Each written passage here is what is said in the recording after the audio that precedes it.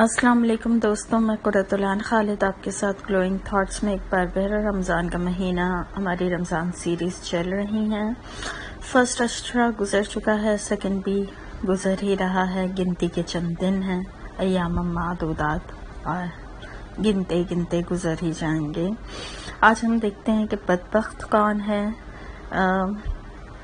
اعوذ باللہ من الشیطان الرجیم، بسم اللہ الرحمن الرحیم۔ حاکم سے روایت ہے کہ نبی صلی اللہ علیہ وسلم نے ایک دفعہ اپنا ممبر منگوایا۔ جب آپ صلی اللہ علیہ وسلم کے سامنے ممبر لایا گیا تو آپ نے اس کی پہلی سیڑھی پر قدم رکھا اور کہا آمین، پھر دوسری سیڑھی پر قدم رکھا اور کہا آمین، پھر تیسری سیڑھی پر قدم رکھا اور کہا آمین۔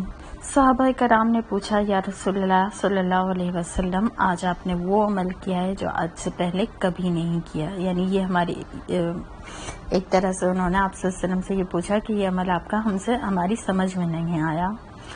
آپ صلی اللہ علیہ وسلم نے فرمایا کہ یہ میں نے خود سے نہیں کیا، بلکہ جبرائیل میرے پاس آئے تھے، اور جب میں نے پہلی سیڑھی پہ قدم رکھا تو جبرائیل نے کہا، ہلاکت ہے، لعنت ہے اس شخص کے لیے جو رمضان کا مہینہ پائے اور اپنی مغفرت نہ کروا سکے، کہو آمین۔ تو میں نے کہا آمین۔ پھر دوسری سیڑھی پر جب میں نے قدم رکھا تو جبرائیل نے کہا، ہلاکت ہے، لعنت ہے اس شخص کے لیے جس کے سامنے آپ کا نام لیا جائے اور وہ آپ صلی اللہ علیہ وسلم پر درود نہ بھیجے، کہیے آمین۔ آپ صلی اللہ علیہ وسلم نے کہا آمین۔ پھر تیسری سیڑھی پر جب قدم رکھا تو جبرائیل نے کہا کہ ہلاکت ہے، لعنت ہے اس شخص کے لیے جو اپنے والدین میں سے کسی ایک کو یا دونوں کو بوڑھا پائے اور ان کی خدمت کر کے جنت حاصل نہ کر سکے، آپ کہیے آمین۔ اور میں نے کہا آمین۔ اب دیکھیے، بدعا کس نے دی؟ جبرائیل نے، اور آمین کہنے والے کون؟ نبی صلی اللہ علیہ وسلم، جنہوں نے طائف کے دن کسی کو بدعا نہ دی۔ حالانکہ جبرائیل طائف کے دن بھی آئے تھے کہ آپ کہیں تو پہاڑوں کو ملا دیں یا بدعا دیں، لیکن نہیں دی آپ صلی اللہ علیہ وسلم نے۔ پیغمبر اپنی مرضی سے کچھ نہیں کہتے، نہ ہی جبرائیل فرشتے جو ہیں اپنی مرضی سے کچھ کہتے ہیں یا کچھ لاتے ہیں، تو اس کا مطلب ہے کہ یہ اللہ کے حکم سے کیا دونوں نے جو عمل کیا۔ آپ دیکھیے کہ پیغمبر بہت ایکسٹریم کیس اگر کبھی ہوتا ہے تو بدعا دیتے ہیں، ایسے ہی اپنی قوم کو بدعا نہیں دیتے، یعنی قوم بہت زیادہ شرک میں ہو یا بہت زیادہ کفر کرے، اللہ کی نعمتوں کا انکار کرے، اللہ کو ڈینائی کرے۔ اب یہاں پہ کیا ہے؟ نہ کوئی قوم شرک کر رہی ہے، مسلمانوں کے بارے میں یہ بدعا دی جا رہی ہے، کافروں کو نہیں دی جا رہی۔ نہ شرک کر رہے ہیں، نہ کفر کر رہے ہیں، بلکہ کیا کر رہے ہیں؟ صرف اپنی مغفرت نہیں کروا رہے رمضان کے مہینے میں، تو ان کے لیے بدعا ہے۔ تو اللہ تعالی ہمیں اس مہینے سے فائدہ اٹھانے والا بنائے۔ ایک اور حدیث ہمیں ملتی ہے کہ آپ صلی اللہ علیہ وسلم نے فرمایا کہ ایک رات میں سو رہا تھا، دو فرشتے آئے اور مجھے اٹھا کے لے گئے اور ایک پہاڑی کی چڑھائی پر لے گئے، اور میں نے کہا میں نہیں چڑھ سکتا، تو وہ مجھے اٹھا کے اوپر چڑھایا اور وہ پہاڑی کے اوپر مجھے کھڑا کر دیا۔ وہاں سے مجھے کچھ لوگوں کی چیخو پکار سنائی دے رہی تھی، تو میں نے کہا یہ کون لوگ ہیں؟ تو کہا یہ جہنمیوں کی چیخو پکار ہے۔ پھر وہاں پہ مجھے کچھ لوگ دکھائے گئے جو الٹے لٹک رہے تھے، یعنی جن کو الٹا لٹکایا گیا تھا، اور فرشتے ان کی جبڑوں کو چیر رہے تھے۔ میں نے پوچھا یہ کون لوگ ہیں؟ تو آپ صلی اللہ علیہ وسلم نے کہا مجھے بتایا گیا، یعنی فرمایا گیا کہ یہ وہ لوگ ہیں جو روزہ کھولنے میں یا افطار کرنے میں جلدی کرتے تھے، یعنی سحری کی جوش جوش میں کہ روزہ رکھیں گے، لیکن پھر کیا 5 بجے آفس سے آئے، دیکھا کچھ اچھا بنا ہوا ہے، افطاری بنی ہوئی ہے، اور فوراً سے افطار کر لیا، روزے کو پورا نہ کیا، پہلے ہی کھول دیا۔ اس کے علاوہ کچھ علماء فرماتے ہیں کہ اس کا مطلب یہ بھی ہو سکتا ہے کہ جو لوگ روزہ نہیں رکھتے۔ اب آپ دیکھیں کہ الٹا لٹکنا ایک عذاب کی کیفیت ہے نا، پورا بلڈ سرکولیشن آپ کے منہ چہرے پہ آ رہا ہوتا ہے، آپ کے سر پہ آ رہا ہوتا ہے، اور پھر الٹا لٹکا کوئی 10 منٹ بھی اگر کسی کو الٹا لٹکا دیا جائے تو وہ کہے گا بس معاف کر دو، مجھے چھوڑ دو۔ یہاں یہ کہ الٹا لٹکایا گیا اور پھر جبڑے چیرے جانے لگے اور ان کے جبڑوں سے جب خون نکلنے لگا تو سوچیے نا کس طرح کا عالم ہوگا. اور یہ روزہ نہ رکھنے والوں کو سزا دی جائے گی کیونکہ فرض ہے نا.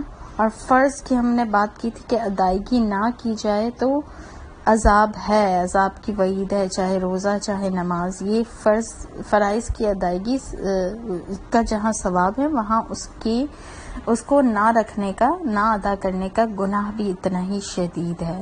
اب یہ روزہ رکھنے کا حکم کس نے دیا ہے؟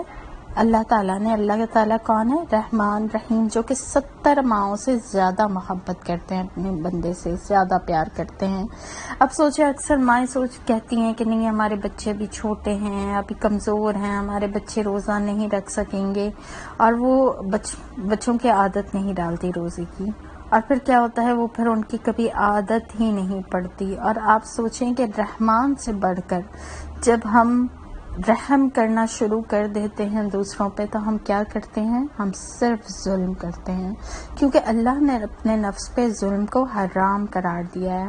حضرت عمر کے بارے میں آتا ہے کہ ان کے چھوٹے چھوٹے بچے روزے رکھتے تھے, تو کسی نے پوچھا کہ یہ تو ابھی بہت چھوٹے ہیں, نابالغ ہیں, تو ان کو آپ کیوں روزہ رکھوا رہے ہیں؟ تو حضرت عمر نے کہا جب بالغ ہوں گے, یعنی 10-11 سال کی عمر میں ہوتا ہے نا, بالغ ہوتے ہیں اکثر, تو جب بالغ ہوں گے تو کیا ایک ساتھ پورے 30 روزے رکھ سکیں گے؟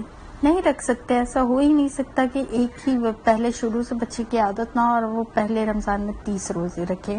آپ دیکھیں نماز کے لیے بھی آتا ہے کہ 7 سال کا ہو جائے بچہ تو اس کو نماز کا حکم دو, اس کو اپنے ساتھ مسجد لے جاؤ, نماز پڑھاؤ. اور اگر 10 سال کی عمر تک پہنچتے اس کی نماز کی عادت ڈیولپ نہیں ہوتی تو پھر سختی کرو, اس کا کھانا بند کر دو. اب آپ دیکھیں یہ رحمان اور رحیم کی طرف سے حکم ہے.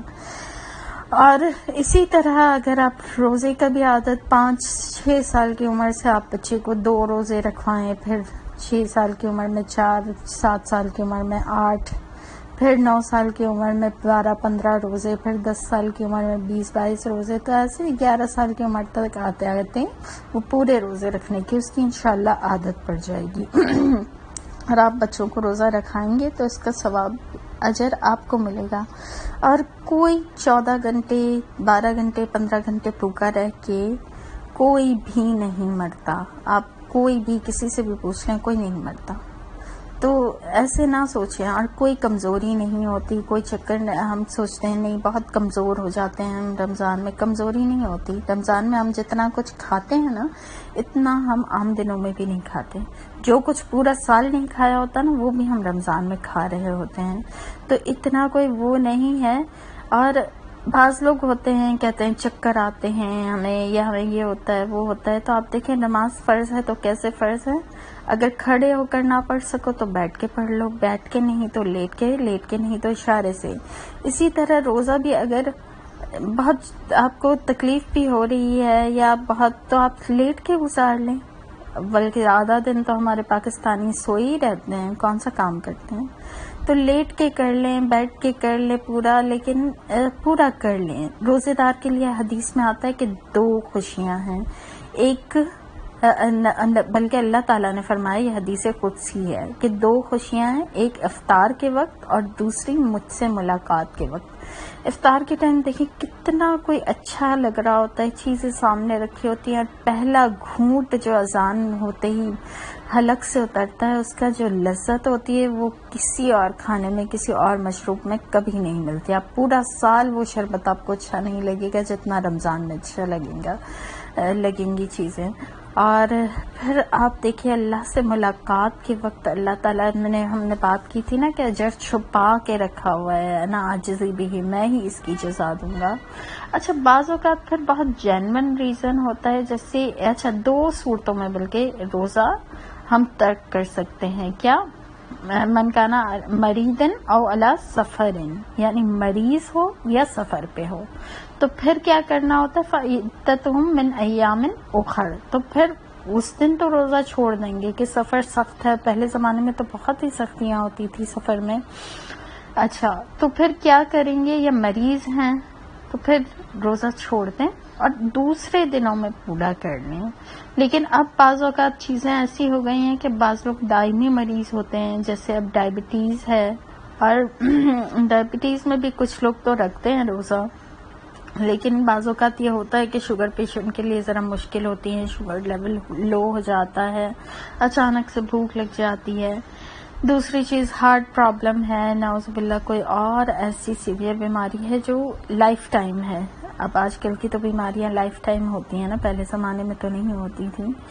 تو پھر وہ کیا کرے، اسے چاہیے کہ پھر وہ فدیہ ضرور دے دے، ایک مسکین کا ایک وقت کا کھانا جیسا آپ خود کھاتے ہیں ایسا کھانا آپ فدیہ ضرور دے دیں تاکہ اللہ آگ سے بچا لے۔ پھر ایک حدیث کا مفہوم آتا ہے کہ اگر کسی نے جان بوجھ کر رمضان کا ایک روزہ بھی چھوڑ دیا، اب وہ ساری زندگی بھی چاہے روزہ رکھے اس اجر کو نہیں پہنچ سکتا۔ تو لیکن اب یہی ہے کہ اگر روزہ چھوڑ دیا، اگر غفلت ہو گئی، اگر غلطی ہو گئی، نفس پہ قابو نہ رہا، تو یہ رمضان کا مہینہ ہے، مہلت ہے، اللہ کا شکر ہے زندگی ہے، رمضان ہے، تو مغفرت کروا لیں، معافی مانگ لیں۔ بلکہ اللہ تعالیٰ تو قرآن میں فرماتے ہیں کہ اللہ کیا کرتے ہیں، وہ گناہوں کو نیکیوں سے بدل دیتے ہیں۔ اللہ کی رحمت سے نا امید ہونا تو کفر ہے، مایوس نہ ہو، اللہ تعالیٰ تو گناہوں کو نیکیوں سے بدل دیتا ہے جب انسان اللہ کی طرف آتا ہے۔ تو اگر چھوٹ گئے ہیں، اگر گناہ ہو گیا ہے، فرض کی ادائیگی نہیں کی، تو اب بھی استغفار کر لیں اور فرض ادا کرنے پہ آ جائیں۔ اور اگر کوئی بیماری، کوئی تکلیف ہے تو پھر فدیہ دینا شروع کر دیں، لیکن کوشش کریں کہ تھوڑا تھوڑا سا بھی ایک آدھ روزہ بھی رکھیں تاکہ انشاءاللہ اللہ کا قرب پائیں۔ روزہ اللہ کا قرب حاصل کرنے کا ذریعہ ہے۔ آج ہم نے رمضان تک بات کی، نیکسٹ جو ہم بات کریں گے انشاءاللہ شب قدر پہ کریں گے، کیونکہ اب شب قدر شروع ہونے والی ہے اور میں چاہتی ہوں کہ ہم پہلے سے اس کی تیاری کر لیں۔ وآخر دعوانا ان الحمدللہ رب العالمین، سبحانک اللہم و بحمدک، نشہد ان لا الہ الا انت، نستغفرک و نتوب الیک۔